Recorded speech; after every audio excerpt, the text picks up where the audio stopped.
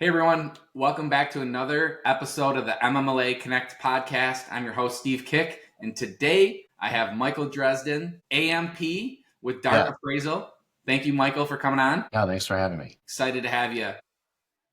Great to be here Friday before the holiday. Heck yeah. What do you got going on? So my 13-year-old's getting confirmed on Sunday. So I have family coming in from Illinois tonight, and it's a special day. Our daughter, our oldest, is coming home tonight too. She's a freshman in college, and she's coming home, and we get to see her tonight for the first time in a couple months. So that'll be really nice. Yeah. And then we'll head to, my wife and I are both from Illinois, so we'll head back to Illinois for the holidays next week. I saw that you went to, is it Illinois State?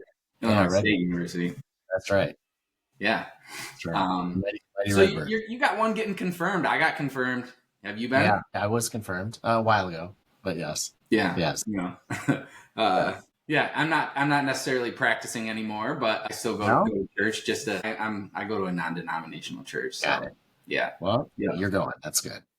Yeah, exactly. But hey, man, let's excited about having you on this podcast. So, want to get into your career, and you're at Dart Appraisal as the CEO, and you've been there for 16 years. That's right. But I started in 2009. Yeah. A great time to enter the industry, right? 2009, right in the middle of... No experience? Well, I had experience, just I didn't have appraisal or mortgage experience. Yeah. But I did a few things before coming to Dart, yeah. Like what? Well, I was in automotive before that. So we did outsourced maintenance services, reliability services for the big three. And before that, I did electrical parts, warehousing, and logistics. That's a very exciting first job out of college. Logistics, it's important. It is, very.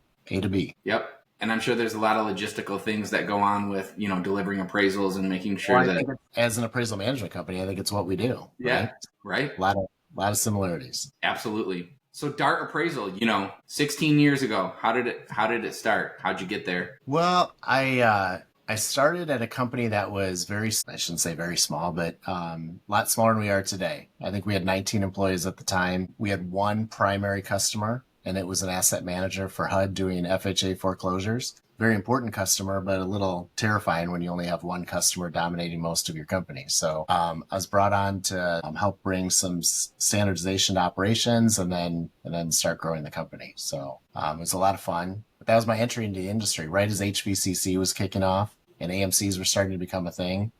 And there was a bit of turmoil in the mortgage industry at that time, but it was a great time to learn. And I think I did a lot of learning in those early years. You said there was some turmoil going on in the industry.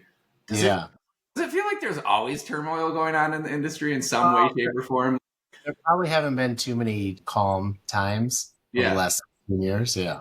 It's probably accurate. It just shifts, right? It's like something different that we're focused on, right? That's right.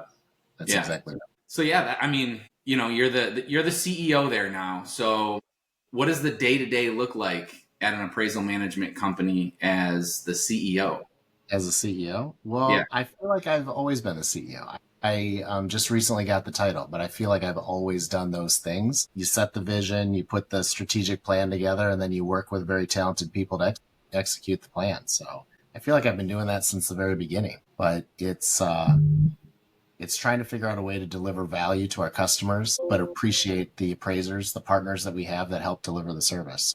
It's balancing a lot of moving parts, but the best thing to do would be, hiring great people, talented people, and then having fun working with them every day. That's a great point. I think any organization is only as good as the people that they hire and employ, right? That's right. I'm very fortunate in that regard. Yeah, likewise. I feel the same. I work with a lot of great people that, help me every day in my job. And I'm super appreciative of that. So, as far as the AMC goes, us people in the mortgage industry understand that, but can you explain? Right? Absolutely. Absolutely. Love it. We're not working with Dart, but I mean, hey, there's always conversations, hopefully, that are being had. Now, I'm not the person that makes those decisions, but always willing to, connect on that. Well, not every lender works with AMCs for whatever reason. And so let's get into that. Let's talk about that. Yeah. So what we did back in 2022 was founded an appraisal firm. And we did that to provide a solution to lenders that want to direct engage. Some lenders just like having their own panel. So we created a solution for that. And that's growing really well. It's been growing steadily over the years. We just had our best month last month. Awesome. That's doing really well. That's York Valuation. So different than an appraisal management company like Dart Appraisal. Sure. Nice. So there's different avenues that you can get into within your company is what you're saying that you can set up for. Right. Yeah. So there's this direct engagement company, York Valuation, or there's Dart Appraisal, which is an appraisal management company that, manages the overall appraisal process for a lender. So it's almost like the lender's outsourcing everything from engagement to oversight, management, quality control, review. Yeah. So if there's a lender out there that's not using an AMC, Michael, can you explain what advantages they would have and why it would be something that they should look into? Well, it's what's important to them. I mean, they have to make those decisions, but I will say the cost of an appraisal, whether it's done directly with an appraiser or through an AMC, is a pass-through to the borrower, to the member whoever's paying for that appraisal. I would propose benefiting from all of the services an AMC provides while not having any incremental cost to the lender would be a plus and something that should be I don't want to say it's a no-brainer because it doesn't work for everybody, but for the ones that it does, it's a big benefit. Yeah, absolutely. We try to be partners. It's like we want to be an extension of our lenders. So all of the great activity that you're doing, nurturing relationships with your borrowers, we just want to take all the heavy lifting of managing the appraisal process off of your plate so you can do more of that. Yeah. And there's, we all need to be working together and working together in the right way. So it's important because there's so many pieces to the mortgage puzzle. And, the appraisal is obviously like a really big piece. It's a pretty important piece when you're buying a house, right? Right. That's right. So, it makes sense to have good partners in your AMC, with your appraisers and your appraisal management company so that you can, continue to deliver the proper value for your customers, but also, you stay compliant and you make sure that you're getting good appraisals too, right? That's right. Yeah. We work with about 350 different lenders across the country. So about a third are credit unions, about a third are community banks or regional banks, and then another third would be non-depositories, mortgage lenders. So you got your hands in all different avenues of the industry. We do, and I think it helps round us out when we're creating custom solutions for customers. We've seen a lot, so we can provide that experience across the board to all of our customers. Nice. I like that. So you're involved this year. You're going to be a state board member of the MMLA. Second year. I did this last year too. So I want to talk about, how'd you get started? Why and why? Why? Well, I will say for being in Michigan in appraisal or mortgage lending for 16 years, we weren't initially that involved in MMLA. And that was a miss on our part. I spent a lot of time with MBA, and we love MBA, premier partner with MBA, and just recently started re-engaging with MMLA.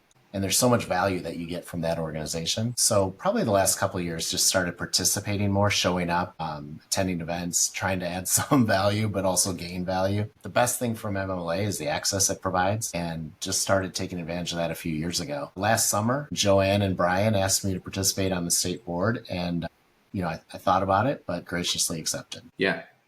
Well, it's a way to give back. We appreciate it. No, was there a particular reason why you first decided to go all in and be so involved? Because you have been really. Well, I think when we a few years ago started getting more engaged, I just started really seeing the value. I think years ago we would go to the golf outings. That's always a fun thing to do, but we started going to more of the educational activities and the annual events, and just started seeing a lot more of the value firsthand. The educational experience, the networking, the relationships, and, just wanted to do more of that. So when I was asked to be on the board and participate in a different way, I thought that would be a great thing to do. I would say I kind of had a similar experience myself with the MMLA. It was the golf outing, the West Chapter golf outing, and the economic breakfast that we did every year. I'd go to those two events, and that was kind of it, I knew a few of the people just from other, acquaintances or whatever. And then I just I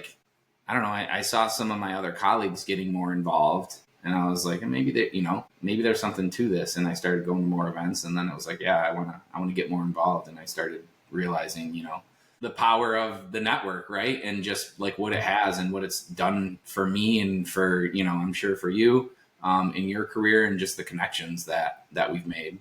for sure. That's right. You were the ambassador this year. Well, we're all ambassadors. I feel super fortunate to toot the horn for the MMLA, because I feel like how much I've gotten from it, I want to try and give that back, which is kind of why I'm, doing this podcast and trying to share your story. So don't try and turn it back around on me. I know you're trying I told you I was going to interview the interviewer. I know what you're doing here, man. I know what you're doing. I appreciate it. But let's talk about the MBA. Yeah. We both, I just recently got my AMP, my accredited mortgage professional, but you have it as well. Congratulations. Thank you. I was actually really proud of myself. I did it all in 1 year, and that was the goal. And I passed all the tests. Thank you. A great accomplishment. Can you tell me why an appraiser would want to get their accredited mortgage professional? Well, I'll say a few things. I was not an appraiser when I came to Dart Appraisal, and I felt like I needed to be. I felt that was really important. So a few years after joining Dart Appraisal, I studied to become an appraiser and took that test and became a limited appraiser. And I felt like that was really important. At the same time, I felt like it was really important for me to have a better appreciation for what our lenders are going through, our customers. And I felt like one way I could do that was to go through the school of mortgage banking. So I went to school 1, school 2, school 3, passed the test similar to you, and got my AMP. I did that as a step, though. That wasn't supposed to be my finish line, but that was in 2017. It's not. Life and work and so many things have put some speed bumps in the way, but I'm still pursuing my CMB, and that is still a big goal of mine. Yeah, same. For nothing more than just to end the ribbing. Everywhere I go, everyone's asking me when I'm going to, get... Once you get the AMP, then everyone is asking when you're going to go for your CMB. Believe me. Is what I say. So, yeah. Yep, for sure. But I think just you learn so much through that experience. It's great from an educational standpoint and learning about all the different parts of the industry, but also the networking. I've met so many people through those courses, and we still connect today. If I'm going to a certain city, I know a few people from my, my classes, my school of mortgage banking classes that I still connect with. And some of them are trying to get a hold of our, individuals at LMCU for one reason or another. And, you're trying to make those connections for people. And even if it doesn't lead anywhere, they're appreciative of, the networking. Well, and I think you want a diverse crowd in the schools. Being an appraiser, I could provide a different perspective as we're going through our discussions and in some of our projects. I think I think it was helpful to others in the room. Likewise, if someone was from servicing or secondary, I think that was helpful to a lot of the originators. Yeah, absolutely. Learning more about the business that you work in is probably never a bad thing, right? No, I think it's a very good thing. Yeah. Well, here's to you working on getting that CMB at some point. I'm not going to ask you when very soon, I'm sure. So there's, obviously this is your thing. We're interviewing you. So, can you talk about some things going on within the industry that you want to highlight or some topics that are important to you right now? There's some big changes going on in the appraisal industry. There's a wholesale change to the way the appraisal form is going to be administered. So there's a new standardization, 3.6, UAD 3.6, and that migration's taking place currently. It's going to make the appraiser's job hopefully easier, but not at first, because there's going to be change. Not everyone loves change, but how they collect data and administer data in the field is going to be more intense, but hopefully a more streamlined process. So the appraisal is not going to be a form that they're filling out. It's going to be a collection of data and then a communication of that data in a report to the intended user. So it's a big change. It's going on right now. We're ready for it. We're excited. I think the first appraisal was completed in the whole country just last week in the new format, but it's going to be how all appraisals are completed in the next year. So that's a big thing. We can get into more of that on another one of these, but does that come with new technology adoption too? Yeah, so all of the appraisal software has to be updated. So all of the providers of appraisal software are updating. It's creating some opportunity for some new entrants into the market, which is always healthy. So I think that's good and that's exciting. Our appraisers are trying out different tools. I think it'll help them become more efficient in the long term, but it's a curve. It's not going to happen overnight. Yeah.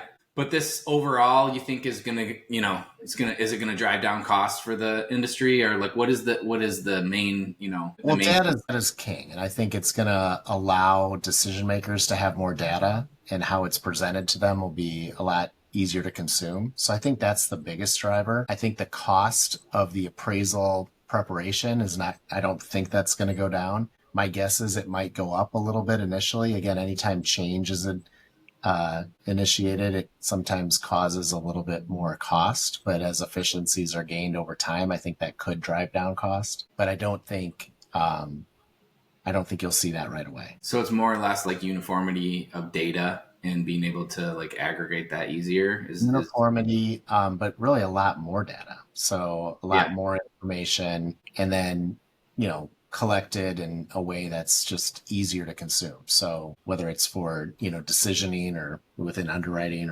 or investor consumption, it's just going to be a little bit easier and more straightforward. There's been a lot of changes in the industry regarding appraisals. A lot more appraisal waivers have been happening. Sure. I think part of it has been becoming an appraiser is not an easy thing in our industry, right? No. Can you touch on that? I don't think it should be. I mean, it's a profession. Yeah. It's a skilled trade, and you don't want anybody flying an airplane. You don't want anybody, appraising a home. I do think there are some things though that they could do to make it more streamlined and a little easier. You don't want to reduce the field experience, but maybe we could do some things to expedite that. So you're seeing introduction of things like more classroom. I think one of the problems is just matching a trainee with a supervisor, and just finding supervisors that have an appetite for taking on, training tomorrow's competition. So at DART, there's some things that we're doing to help with that. And I think a lot of AMCs are bringing new appraisers through their system. So training them internally, redeploying them throughout the market. And that's something that we do a lot of with York Valuation that I mentioned earlier. Yeah. I mean, that's great. And it's a brilliant idea, right? Use the strength in numbers and the fact that you have established appraisers that can help mentor the new appraisers too. That's right. And then they're not, as an AMC, then they're not really your competition, right? They're just a part of your panel or a part of the panel. That's right. And they're trained the right way. Where quality is first and foremost. That's a big thing for sure. Like in going, along with this, appraisal waivers exist now. I think they're probably more common today than they were, yesterday or the day before, because as more data comes in, these things are happening. And I kind of asked you about that earlier, but, can you tell us why you think appraisals are still super important in the industry? Well, I think it's a gold standard. I mean, I go back to waivers. Waivers have a place. We needed them during COVID. I mean, during that period, they came in very handy with turn times and coverage, and they served a purpose. They still serve a purpose. A homogeneous neighborhood with homes that have recent data, you might be able to get by without, an appraisal. A waiver might make sense, or a hybrid of some sort. Maybe it's not a full appraisal. I think those make sense. For a super jumbo, for a rural property, for a complex property, for a manufactured home, I think an appraisal is the way to go. I mean, I'm biased, clearly. But an appraisal is the way to go. There's so much information that's unique and not homogenous about so many of the homes that we appraise that you want to have a professional helping give you sound advice on that collateral. Yeah. And it's a good point too. Like when people get an appraisal waiver, we always ask the question, do you want to move forward with the appraisal waiver? Because not everyone wants that, right? Again, it's more common, but some people want to know, like, hey, I want to make sure that this house is. Well, a lot of first-time buyers want an appraisal. So at that point in their life, that's the biggest decision that they've made. So having an expert help guide them through that and give them sound advice is not a bad thing. I think it's good for the lender too.